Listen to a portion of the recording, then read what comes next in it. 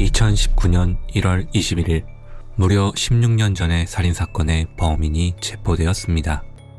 경찰의 끈질긴 수사로 인해 범인이 잡힌 것이라면 멋진 이야기이겠지만 공교롭게도 본인 스스로 경찰에 자수한 아이러니한 사건입니다.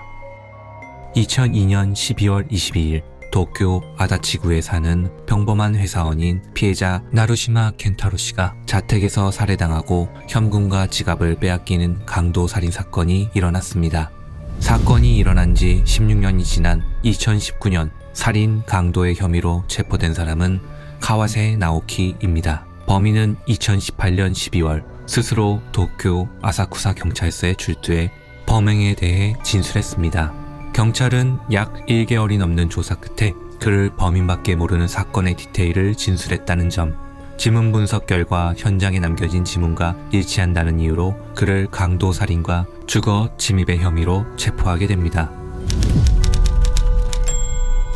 수사 관계자에 따르면 범인은 피해자의 집에서 멀지 않은 집에서 아버지와 함께 생활을 하고 있었지만 아버지와의 사이가 좋지 않아 사건 발생 며칠 전부터 집에서 450m 떨어진 공원에서 노숙을 시작했다고 합니다. 피해자는 전날 21일 오후 3시경 도쿄에서 한두 시간 거리인 치바현의 친가에 일을 마치고 간다고 전화했으나 오지 않았고 걱정한 가족이 전화했으나 응답이 없었습니다. 다음날 걱정이 돼서 피해자의 집으로 찾아간 가족들은 출근할 때의 복장 그대로 전기 코드에 다리를 묶인 상태로 피투성이가 되어 침대 옆에 쓰러져 있는 피해자를 발견하고 경찰에 신고합니다.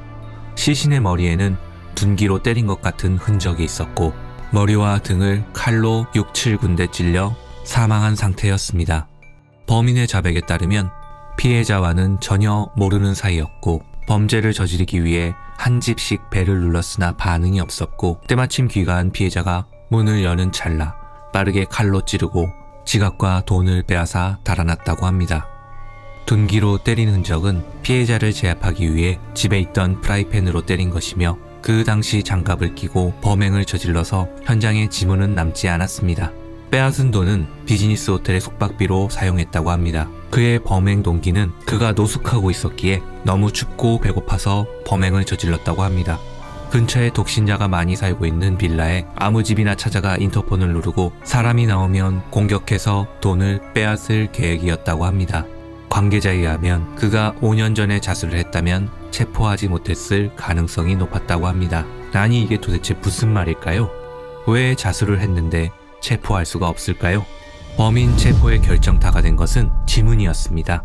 범행 당시 현장에 그의 지문은 전혀 없었으나 칼을 감추기 위해서인지 아니면 칼날에 의해 본인이 다칠 것을 우려한 것인지 그는 범행에 사용된 칼을 종이에 둘둘 말아 가지고 간 상태였습니다. 범행 전엔 용의주도하게 장갑을 착용했으나 칼을 포장할 땐 맨손으로 포장하는 바보 같은 행동을 한 것이죠. 그동안 일본 지문 감식기의 성능이 부족해 종이에 남긴 지문을 제대로 판독할 수 없었으나 최신 기술의 지문 감식기가 5년 전에 개발, 도입되어 보다 정밀하게 지문을 판독할 수 있게 되어 종이에 남아있던 지문과 범인의 지문을 대조하여 일치점을 찾아내게 되었습니다. 범인은 자수 당시 누군가가 머릿속에서 네가 죽인 거야.